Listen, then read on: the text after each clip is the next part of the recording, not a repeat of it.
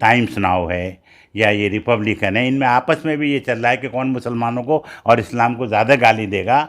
वो एक जो क्या नाम है नवनीता, और एक वो आपका जो अर्नब है उल्लू, तो ये दोनों में कंपटीशन चल रहा है, और अंजना ओम कश्यप में, कि कौन मुसलमानों को ज़्यादा गाली दे, कौन इस्लाम को ज़्यादा गाली दे, जिसके चक्कर में ये सारे हालात पैदा हुए हैं कि हमारी जान चली जाए लेकिन रसूल पाक सल्लल्लाहु अलैहि वसल्लम की अगर शान में कोई गुस्ताखी करेगा तो उसके लिए पूरे आलम इस्लाम हो, दुनिया का हर मुस्लिम जो है वो उसकी मजम्मत करेगा। ख़ास तौर से गोदी मीडिया, अभी भी सुधर नहीं रहा गोदी मीडिया। 1947 के बाद से और कल तक न जाने कितने मुसलमानों की लिंचिंग हुई, एक तरफा मुसलमानों को सताया जा रहा है। जब भी कोई बात इंडिया और पाकिस्तान की आई तो अरब ममालिक ने हमारा साथ दिया। जब से नरेंद्र मोदी आए तो उसके बाद से उन्होंने उनके जो हाईएस्ट अवार्ड है, यहाँ तक कि सऊद, मुझे तो खतरा था कि कहीं वो अवार्ड वापस तो नहीं ले लेंगे। ये भी जो बात कही गई है वो मुकेश अंबानी और अडानी के उसमें वो कही गई है, क्योंकि इनकी पूरी एम्पायर दुबई से चलती है। वसीम साहब, इस वक्त भारत की जो स्थिति नुपुर शर्मा और नवीन जिंदल ने पूरी दुनिया में बना दी है, उसे किस तरह आप देख रहे हैं?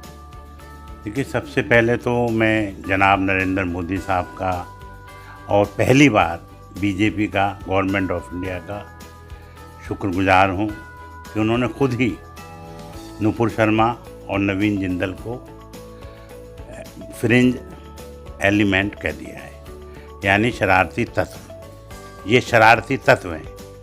लेकिन इससे और एक सवाल पैदा हो गया कि क्या दिल्ली यूनिवर्सिटी से पढ़ी हुई एक मोहतरमा जो बीजेपी की स्पोक्स पर्सन है, क्या बीजेपी ने शरारती तत्वों को अपना स्पोक्स पर्सन बना रखा है? जब भी कोई बात इंडिया और पाकिस्तान की आई तो अरब ममालिक ने हमारा साथ दिया, लेकिन रसूल पाक सल्लल्लाहु अलैहि वसल्लम की अगर शान में कोई गुस्ताखी करेगा तो उसके लिए पूरे आलम इस्लाम हो, दुनिया का हर मुस्लिम जो है वो उसकी मजम्मत करेगा।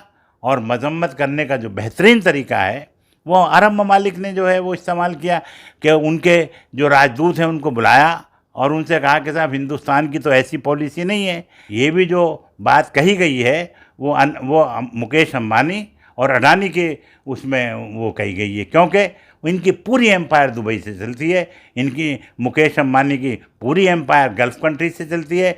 सऊदी अरब में इन्होंने अरबों खरबों रुपए इन्वेस्टमेंट किए हुए हैं, और इनके जो सारे जो अडानी ग्रुप्स हैं, इनके जो सारे जो हेडक्वार्टर्स का जो पूरा काम चलता है वो दुबई से चलता है। लेकिन जो अब हालात 8 साल से हो रहे हैं, मुसलमानों को जलील करते करते अब ये इस्लाम को भी जलील करने लग गए, रसूल पाक की शान में भी जो गुस्ताखी करने लग गए, तो इसका जो अब हुकूमत ने जो उन्होंने जो इक़दाम उठाया है इसको हम सराहते हैं। और मैं ये समझता हूँ कि इनके खिलाफ FIR भी होनी चाहिए, इनको अरेस्ट भी करना चाहिए। ये बात 27 तारीख की है और आज लगभग 10-15 दिन बाद ये कदम क्यों उठाया गया? सवाल ये भी लोग पूछ रहे हैं। लोग ये कह रहे हैं कि जब कतर में भारत के उपराष्ट्रपति मौजूद थे, उसके बाद कतर के एक्शन के बाद भारत को मजबूर होना पड़ा इस तरह के कदम उठाने के लिए। ओवैसी साहब ने भी आरोप लगाया कि मजबूरी में उठाया गया कदम है। वो तो है ही मजबूरी में, इसमें तो कोई शक। आपको मालूम नहीं है, मैं तो बात को छुपा रहा था, बात तो आपने खोल दी। कल को मेरे पे भी देशद्रोही का इल्ज़ाम लग जाएगा। ऐसा है, जो अपने हमारे जो वाइस प्रेसिडेंट ऑफ इंडिया थे नायडू साहब, उनका डिनर कैंसिल कर दिया गया। ये बात मालूम है नहीं आपको? नहीं, लोग कुछ कह रहे हैं कि कोविड प्रोटोकॉल के शायद। नहीं भाई, लीजिए साहब, कोविड ये तो मजाक वाली बात हो गई। और इत्तेफाक से वेंकैया नायडू साहब मौजूद थे, और हिंदुस्तान के इतिहास में पहली बार हुआ है कि वाइस प्रेसिडेंट ऑफ इंडिया या कोई डिग्नेटरीज मौजूद है, और हमारे एम्बेसडर साहब को जो है वो तलब किया गया है। और ये बड़ी शर्मिंदगी की बात थी, इसलिए ये मुद्दा और ज़्यादा गर्म हो गया। तो ये जो इनका एजेंडा है, ये तो गांधी जी के कातिलों के जो लोग हैं, गॉडसे के लोग हैं, ये कुछ भी बोलेंगे, और ये अगर इस्लाम के बारे में बोलेंगे तो इनको फिर उसका खमियाजा भुगतना पड़ेगा। इस्लाम जो है वो मैं उनसे दरख्वास्त करूँगा कि वो हिंदी में बहुत सारी किताबें हैं, वो पढ़ें, कुरान को पढ़ें। अगर कुरान में एक लफ्ज़ भी कहीं लिखा हो कि कत्ल कर दिया जाए तो मैं उसके लिए इस्लाम से खारिज हो जाऊँगा। लेकिन अगर किसी ने कत्ल किया है तो उसको तो कत्ल किया जाएगा, वो तो बहुत सारे मुल्क में है।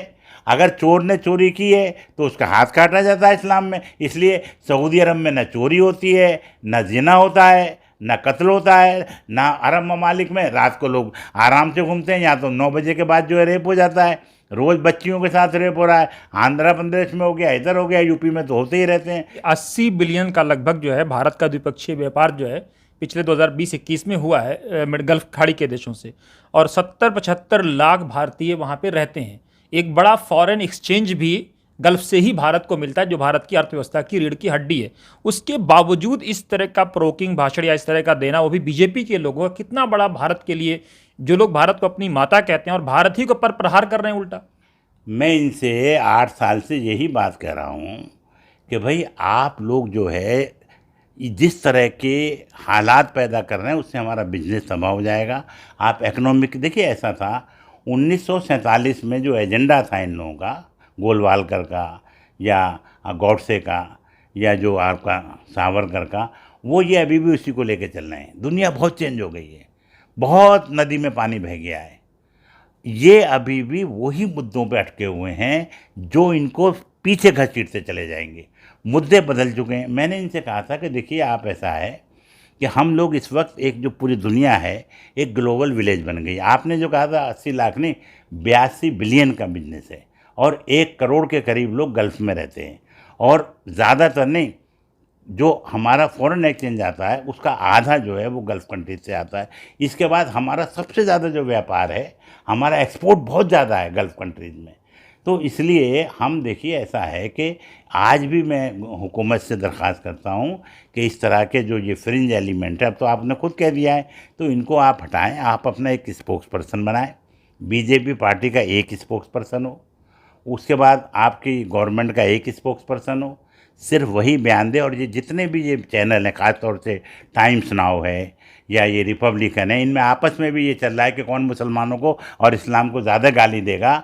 वो एक जो क्या नाम है, नवनीता, और एक वो आपका जो अर्नब है, उल्लू, तो ये दोनों में कंपटीशन चल रहा है, और अंजना ओम कश्यप में, कि कौन मुसलमानों को ज़्यादा गाली दे, कौन इस्लाम को ज़्यादा गाली दे, जिसके चक्कर में ये सारे हालात पैदा हुए हैं।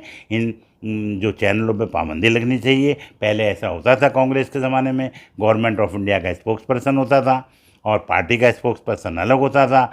पार्टी हेडक्वार्टर में प्रेस कॉन्फ्रेंस होती थी और ये मीडिया वाले कवर करते थे। अब खुद ही एंकर रिपोर्टर हो रहे हैं, रिपोर्टर एंकर हो रहे हैं, समझ में नहीं आ रहा है। मैं अंजना ओम कश्यप जो है रिपोर्ट कर रही, भाई आप तो एंकर थी, आप कहाँ चली गई अमेरिका में जलील होने के लिए? इनको भगा दिया गया, वहाँ पर इनको कवर नहीं करने दिया गया।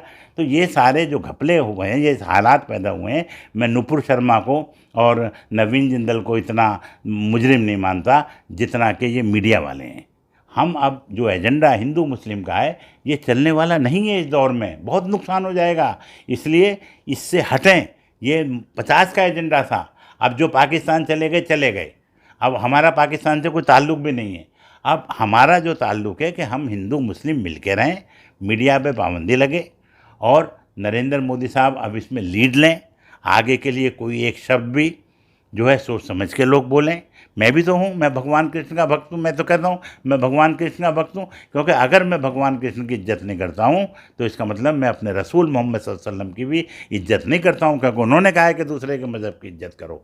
तो ये कहना कि साहब शिवलिंग, मुद्दा तो शिवलिंग पर उतरा था, और शिवलिंग पर मैंने क्या कहा, मोहन भागवत जी ने खुद कहा है। मोहन भागवत जी ने कहा है कि आप हर मस्जिद में शिवलिंग ढूंढ रहे हैं, ढूंढना बंद करिए। तो मोहन भागवत जी के लिए तो आप कुछ नहीं कहते हो। और अगर आपने जो एक फुहारा है उसको आप शिवलिंग कह रहे हैं, हमने कहा भाई अदालत अगर उसको शिवलिंग कहेगी तो हम शिवलिंग मान लेंगे। भाई हम तो कमज़ोर हैं, 10% मुसलमान हैं, हमें तो वही करना है जो हमारी अदालतें कहेंगी और जो हमारे हिंदू भाई चाहेंगे।